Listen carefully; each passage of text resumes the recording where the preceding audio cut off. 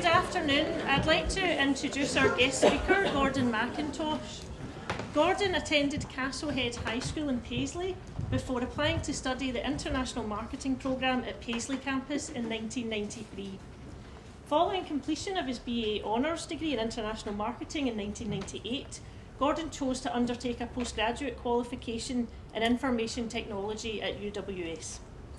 Prior to joining Extreme Networks in 2016, Gordon held a variety of leadership roles at Cisco, including Director of Business Development for Global Virtual Sales. In April 2018, Gordon became the Vice President of Worldwide Channels and Extreme Networks, a networking company based in San Jose, California, providing software-driven networking solutions for enterprises and service provider customers. Extreme Networks has a turnover of $1.2 billion and employs around 3,000 people. Away from work, Gordon is a keen St Mirren fan and is president of the Almaden Valley Youth Soccer League. And I'll hand over to Gordon. Thank you. Great. Thanks, Christine.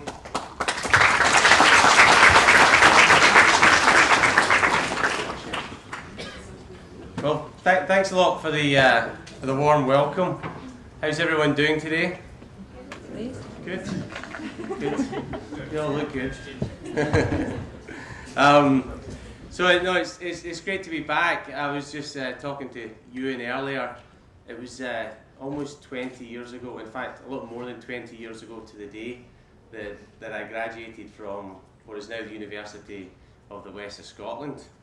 And I've been back on campus. I can see that a lot has changed. It's an unbelievable transformation.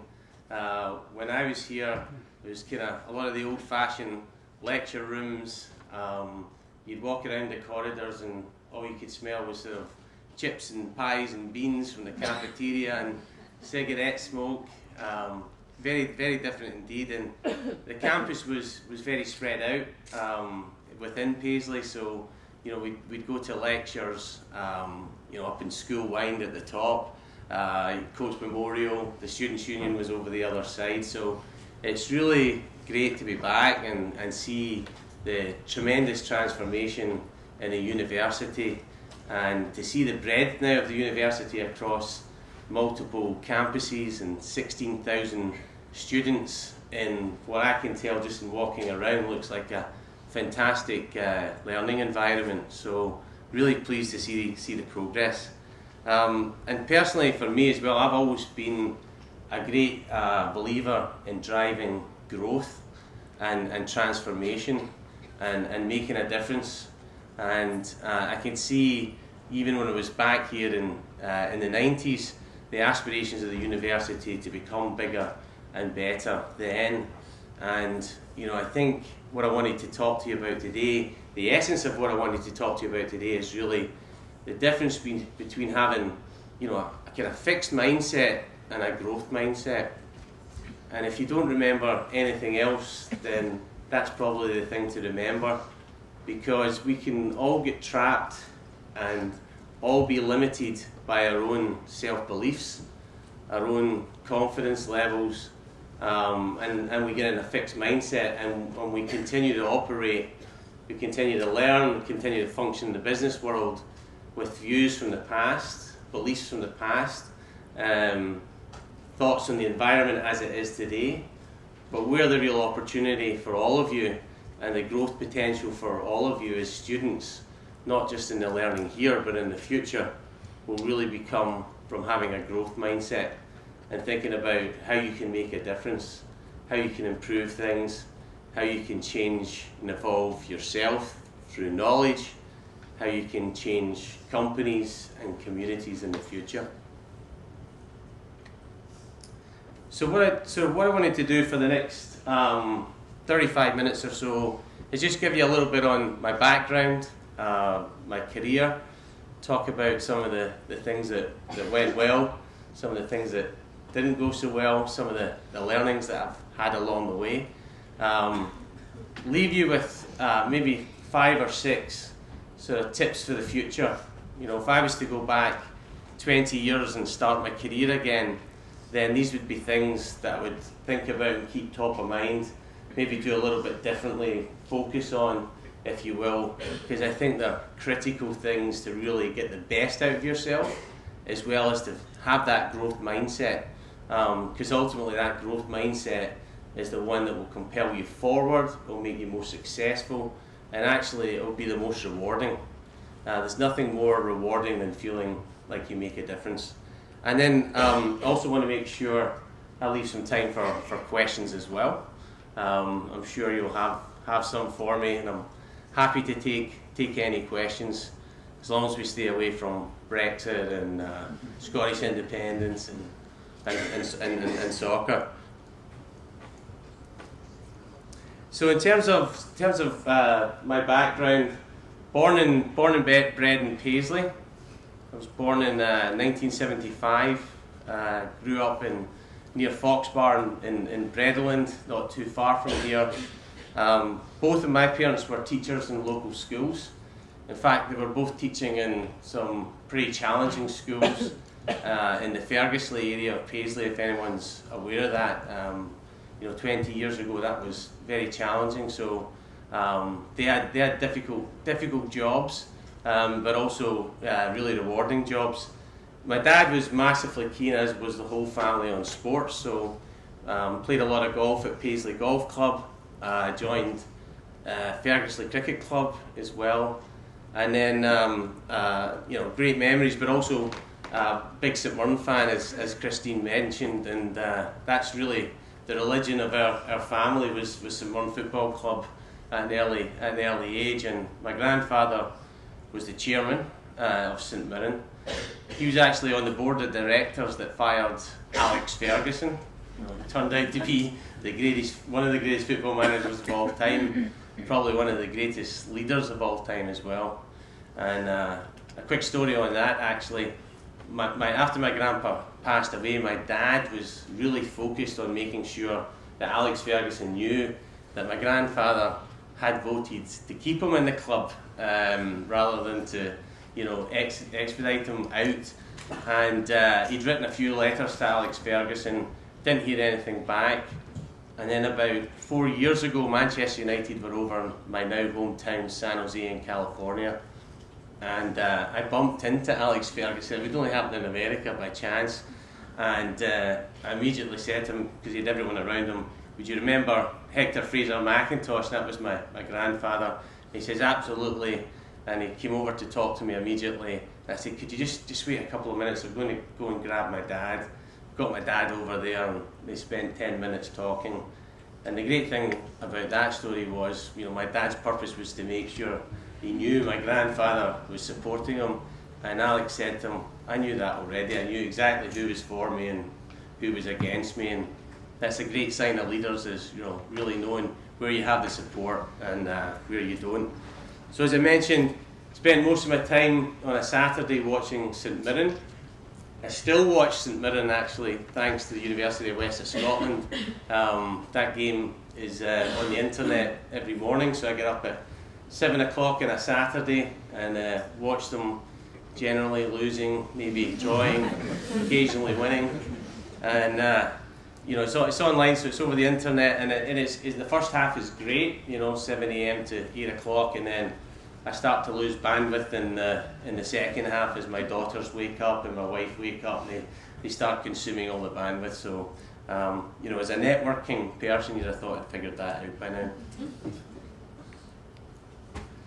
So as I mentioned, University of West of Scotland, I joined in '93. That was 1 year after the university became a university. And it was brilliant. I loved it here. I loved my time here. The first few years studying marketing was very diverse, way more diverse than I expected. There's lots of different subjects. I was speaking to John, and he was teaching economics as an example. I think you reminded me I failed that module. That's the research. Exactly.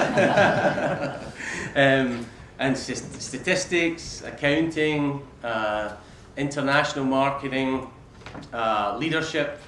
I remember a lecturer called Reggie, we were talking about him earlier, quite an eccentric lecturer, but one I was very fond of. He had a little dog that used to follow him around everywhere and stay in his office back there, and he talked about, you know, divide and conquer and, you know, authoritarian leadership styles. He was ex-army, and he had some interesting ideas, like, you know, if you want to assess the culture of a company, you know, some people will do a survey, you know, some people will do a round table, and he said he would just, you know, on a Thursday afternoon go into the toilet with the Sunday Times and sit there in the cubicle all afternoon and listen to the chatter in the toilet to get a real pulse of the company.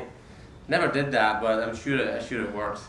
After a few years, I did a placement, took a placement year with Scottish Enterprise Tayside. So I went through to Dundee. I think my salary for that placement was £7,500, and I was, you know, living away from home for the first time. But it was amazing because it got me into the business world. It actually got me into the sort of, you know, Scottish Enterprise Tayside was all about transformation, regenerating businesses, communities, neighbourhoods. So I loved that, and I strongly encourage. I know you are all getting to the end of your degrees and looking forward now. Any sort of experience is absolutely vital. You know, whether that's an official placement, an internship, you know, offering to do something for free for a period of time, just to get the experience and start to build a network. Working in the services industry as well, I found I used to pack the shelves at Marks and Spencer's before coming to university every day, and then went on to do bar jobs and restaurants, and, you know, sounds easy, but all of these things build confidence, they build customer service, they build your ability to communicate. So that was a tremendous experience that the university offered up.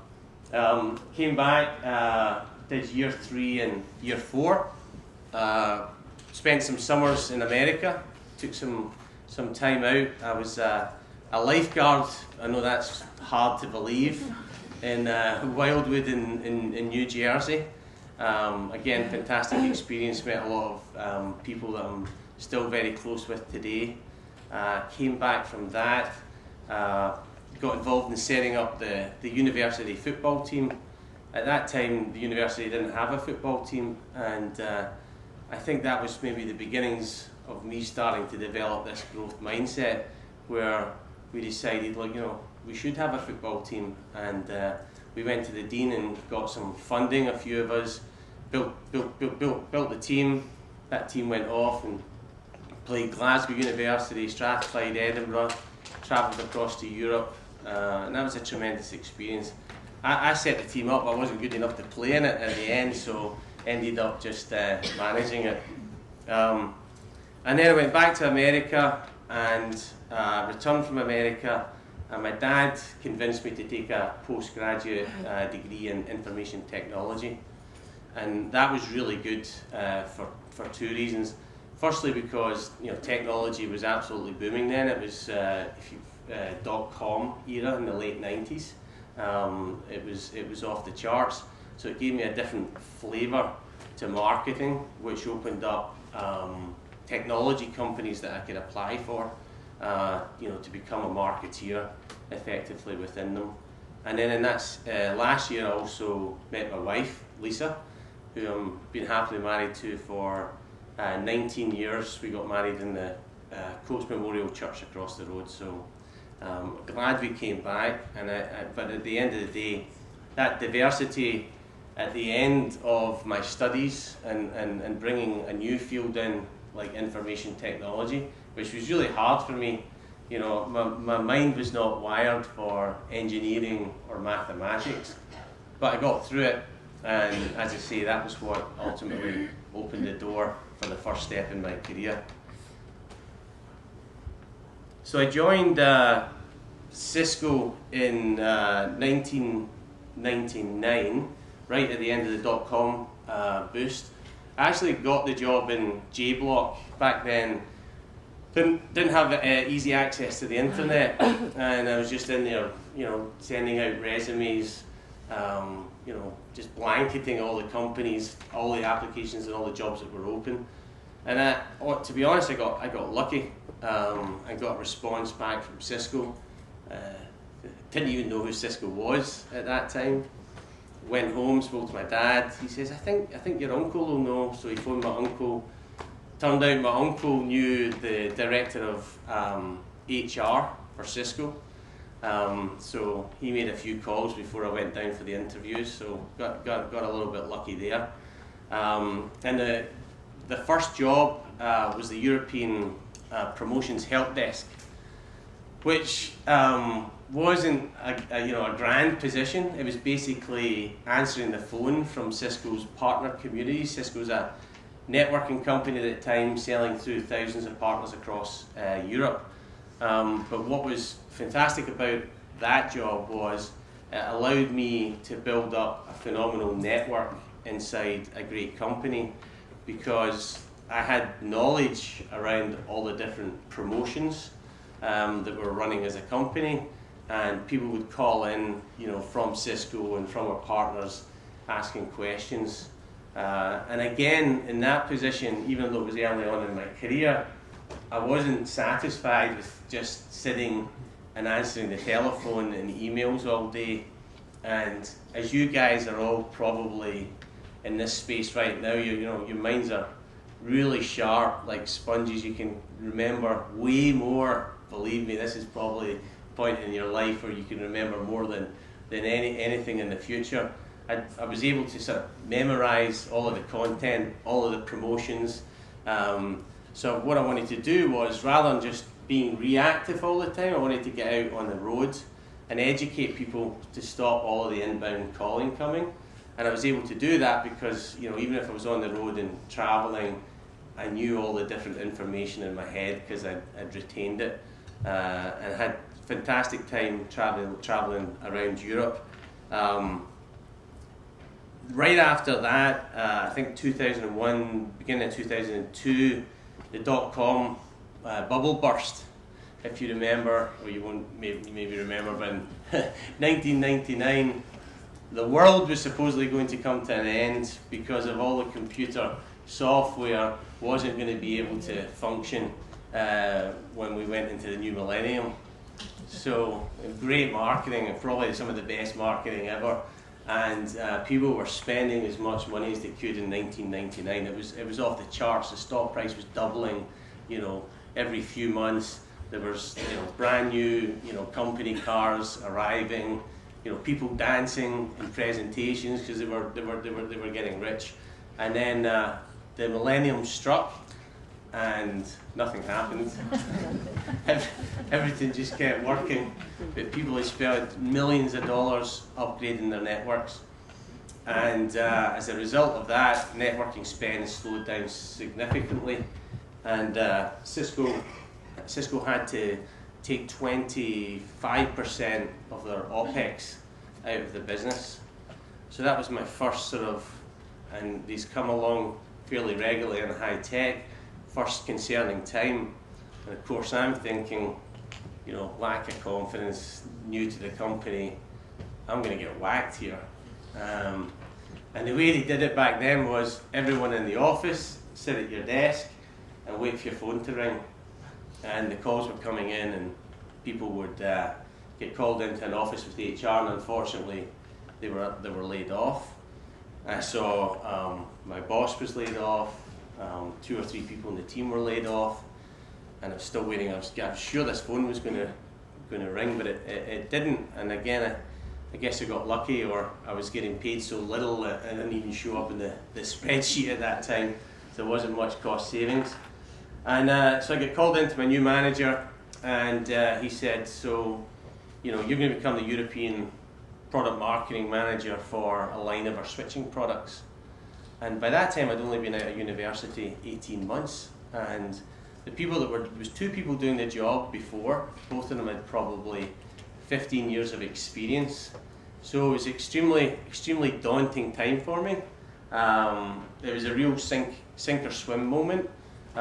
Because within a few months I got into a situation where I had to speak to press about the products. I had to learn the products and their positioning, their technical capabilities, and I had to go out and present in front of 200-300 people, which for me, believe it or not, I'm pretty introverted, I hated doing presentations. Didn't come naturally to me at all. It was very, very difficult. But the more I did, the better I got, and the more it felt somewhat normal. So it was a great experience. That was probably the best learning of my career. You know, getting thrown in off the deep end. The challenges that it felt at the time. You learn more because you have to. I did make some mistakes though, and I would say to you that you're always going to make mistakes. Whether you're the CEO, or whether you're in inside sales or HR or marketing, you will always make mistakes in your career. And generally speaking, my advice is, as long as you're working with good intentions, then you really have nothing to worry about. Now, to give you an example of a mistake that I made, this was in, I think, 2002, 2003, it still haunts me to this day. I was sending out an email blast to all of our partners, inviting them to come to a training session. And it was this training session was a roadshow running across all of Europe. And it turned out that our servers, Cisco servers, weren't configured to stop automatic replies. And me, you know, moving too quickly, I'd forgot to blind copy everyone I was sending out. And it happened to be in the middle of the summer. And what happened was everyone's out of offices started replying all. Effectively created one of the biggest email storms at that time.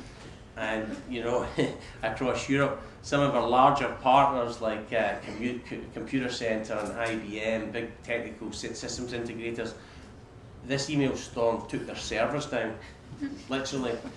So they're losing thousands of dollars and hundreds of thousands of dollars because of this email storm I had created. And then to make things worse, the press picked up on it. It's fantastic. You see this here. Cisco spams its resellers. You know that feeling where all the blood runs out your body to your feet? This was 10 times worse, believe me.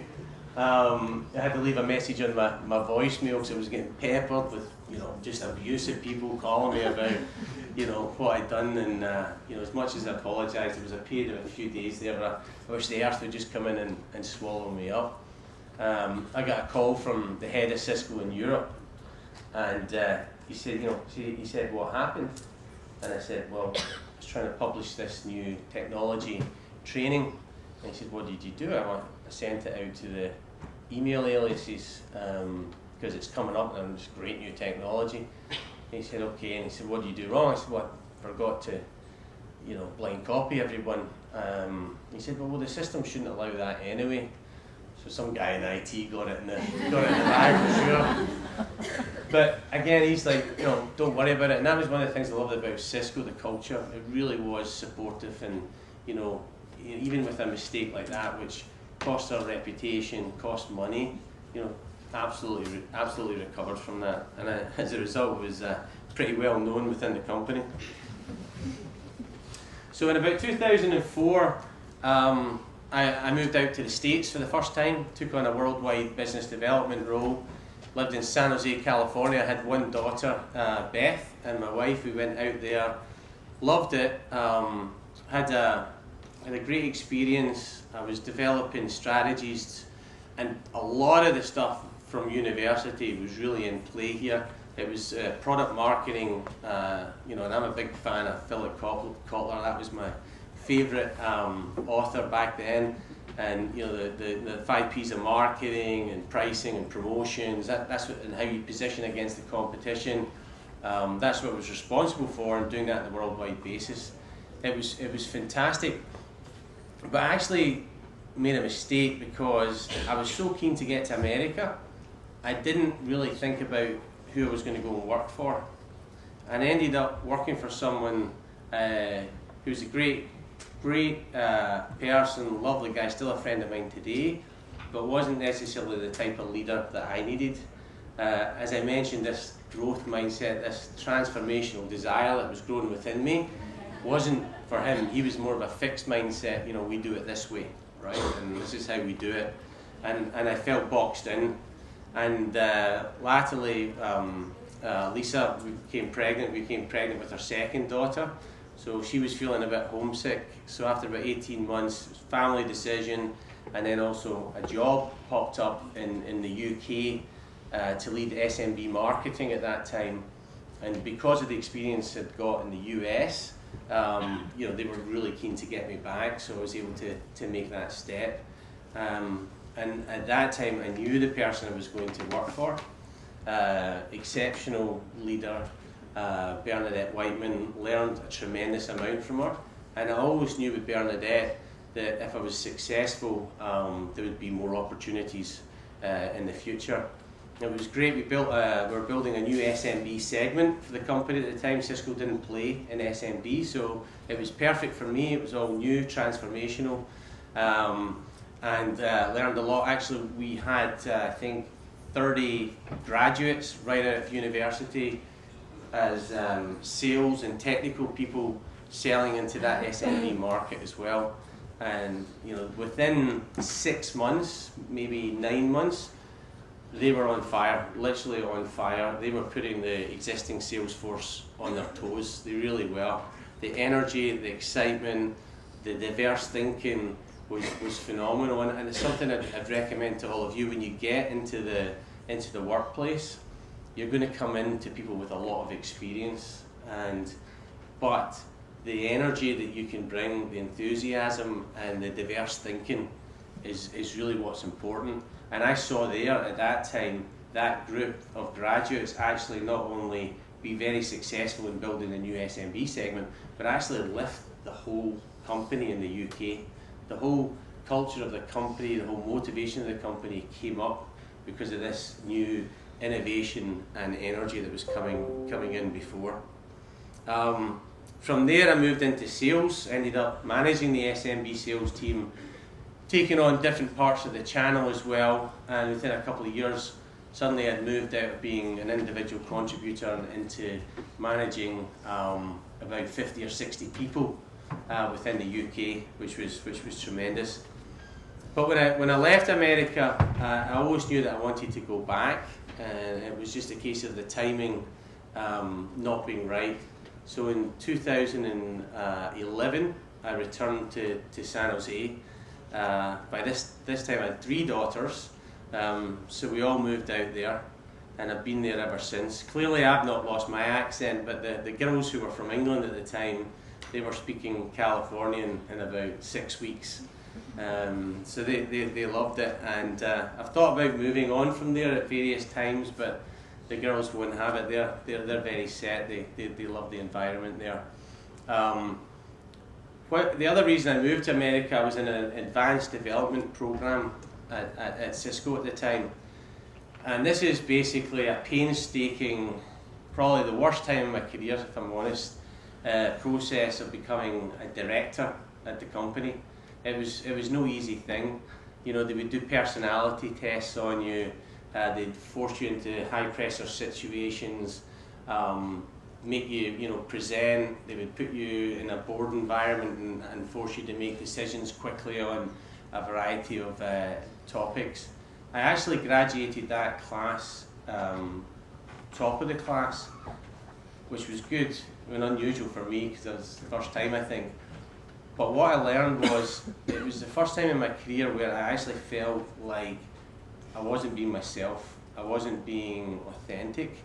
I was trying to mould into the personality of what I thought a Cisco director should be. And I felt a lot of stress through that period, and the whole process of moving from senior management into directorship took about 18 months, and it actually took a toll on me. It really did.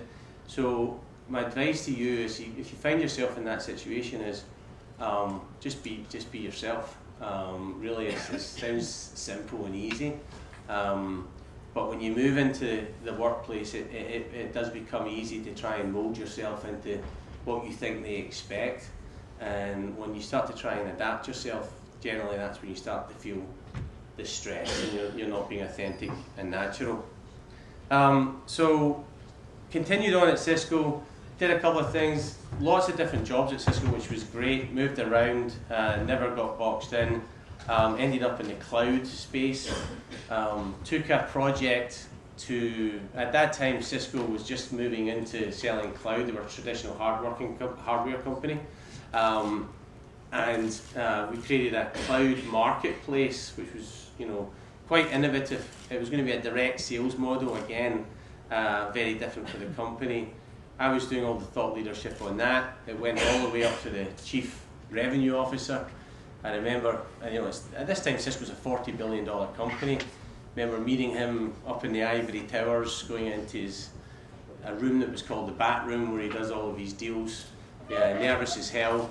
And he loved it. He loved the concept. Unfortunately, the concept didn't get off the ground at that time. They did end up launching something similar after I left. But again, at that time, I found myself working for a leader that wasn't inspiring me enough, and wasn't really giving me an environment to be transformational. And when that project was going off, I was still fighting to try and let's change it again, let's transform it a bit more, let's make it happen. And she put the brakes on it. So at that stage, I'd been at Cisco for 16 years, which is a long time. I grew up my career in Cisco. Brilliant company, absolutely brilliant company, great culture, many different jobs.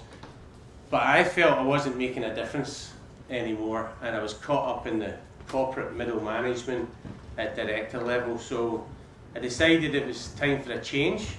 By that time, a couple of executives I knew had left Cisco and moved to other companies. So I made a bold move and moved to a company called Extreme Networks. So Cisco, $40–50 billion company. Extreme, about $500 million.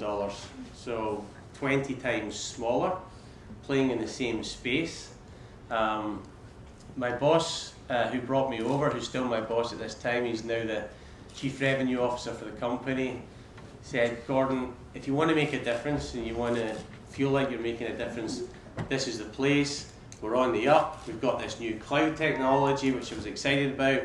Why don't you come over and lead our channel programs team? So I did that. I think everyone thought it was crazy. People at Cisco would say, you're going there, are they still in business? And why would you go to such a small place?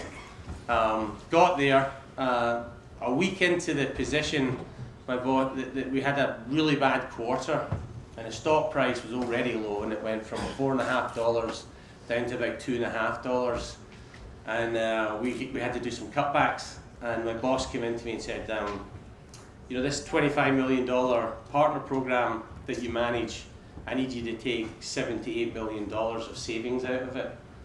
And I'm going, oh God, I should have listened. I should have stayed at Cisco. Here we go. Company's in trouble. What are we going to do? And it was actually the start of something brilliant. I brought someone in, a consultant that left Cisco, who was fantastic with numbers. Wasn't necessarily my strength, but great analytical person. And I sat with him, and we worked out. We interviewed the partners, and we worked out how we were going to take $7 million out of the partner program. And what we actually did, we took $10 million out, and we launched a brand new partner program. And lo and behold, the partners loved it. They thought it was better than the one before, because we pointed at things that were about growth and driving growth. And then I took the $3 million that was left over and invested it into other things to grow the business. I built out an inside sales team. I put some money for marketing and demand generation. So not only were we able to save the money, but actually build a growth mindset to drive the business forward.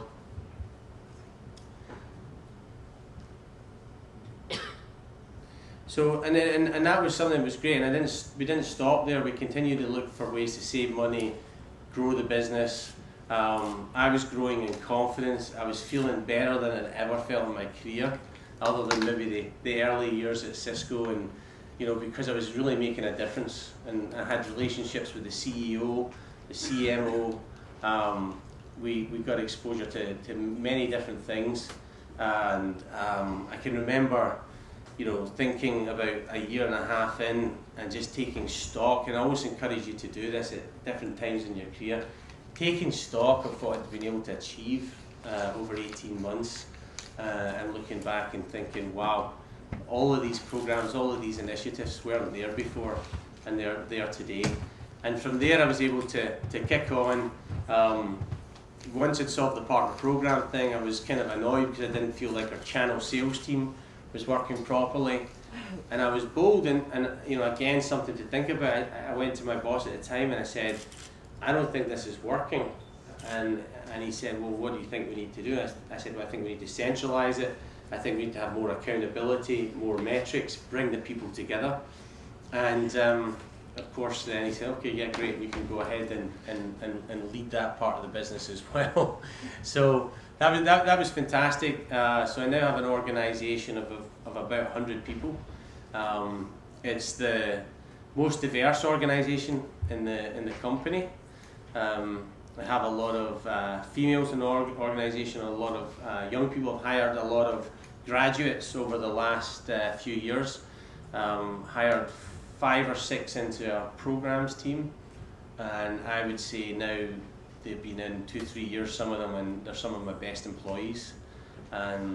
So, and that's amazing, right? Because I remember when I joined early in my career, I had no clue, right? You know, you think you're at the bottom of the pecking order, you don't think you've got a lot to offer, but believe me, right off the bat, you have things to offer when you move into your first company, and you should walk in there with a bounce in your step, because you're going to bring all of this knowledge you've learned here. You're going to bring energy and excitement and some very diverse thinking. So from day one, you know, you have something to bring. Then you start to learn, you learn the environment, you build your peer groups, you grow, and within a few years, typically, you know, you'll find yourself as being rated as one of the most highly valued employees within the company. I really mean that, and I spend many days looking and doing talent reviews, and we rate talent from 1 to 9, you know, 9 being, you know, accelerate development, ready for the next step, you know, 1 being, you know, manage out the business, so to speak. And then there's always a middle layer in the chessboard, which is all, you know, they're managing for today, or they're specialists in a specific subject. You don't find too many graduates in the first year in that middle layer. The vast majority are up in the top row, and they're excelling. And you know, my biggest challenge as a leader is actually keeping them within the organisation, because other organisations want to hire them. How am I doing on time? Okay. No problem. Right. So just a few tips to leave you with. These are, again, I don't have all the answers. These are just things I've picked up on, and if I look back the last 20 years, things I think about differently. So firstly, be yourself, be authentic. Never change who you are. Stay focused. I have an interview question that I always ask people, what's your weakness? And a lot of people will say, well, I don't really have any, or it's this one little thing, you know, and they're not, and at that point I don't hire them, because I know everyone's got, you know, a weakness and it's significant. And the people that are bold enough and have the courage enough to bring it up in an interview process, then I know they're authentic, and that's really what I'm looking for. Secondly, knowledge is key, absolutely key. It's really, really important. Keep learning, learn from each other, research people that you're going to meet online, research your industry. It's not something you do at university and then stop. You've got to be continuously learning, ask a lot of questions, be inquisitive. Ultimately, knowledge will breed confidence. Once you have confidence, it will give you the ability to take the risks that you need. Challenge the norm. This group, especially coming out of university, go and, you know, ask the hard questions. Challenge, why do we do it this way? As a leader, one of the most frustrating things for me is when I want to do things differently, because I'm focused on growing the business. People say, no, we do it this way. We've done it this way for 10 years. You know, don't be that. You know, how many times have you sat in a lecture, or sat in a room, sat in a meeting, wanted to say something, had an idea and held it back, don't hold it back. Bring it out, ask the questions. There's no harm in it, and I guarantee you 9 times out of 10, people will think what you're saying is very valuable and a very good idea. Don't get boxed in. I got boxed in a couple of times in my career. Keep moving, keep expanding. Don't get known for one thing. Now look, if HR is your passion and all you want to be is an HR manager and nothing else, that's okay. But you may want to do some other jobs along the line which may allow you to move up within HR because you've had that breadth of experience. If you're in business, then as much as you can move around so you don't get pigeonholed as, you know, that's your one skill set and you could never have an opportunity in the future. So really important, don't get boxed in. Even if you're in a job and you don't see the next job, volunteer for stretch projects, get in virtual teams, collaborate, shadow people, just expand the opportunity. And then lastly, which I think is a really obvious one, is, you know, network for the future. I know you guys are thinking about this already, and you're way better networkers than I ever was, but people in this room are going to go on. Many of you will be super successful, and you'll be connected together, and many of you will be able to find new opportunities, new jobs for each other. You know, there'll be a support mechanism, advice mechanism, so constantly networking. When you take your second job, you should be taking it because you know where your third job is going to be. You know, it's very cliched. A lot of people will ask you in your career, where do you want to be in 3 to 5 years? And the question I'd encourage you to ask is actually, who's going to help you get to where you want to be in 3 to 5 years?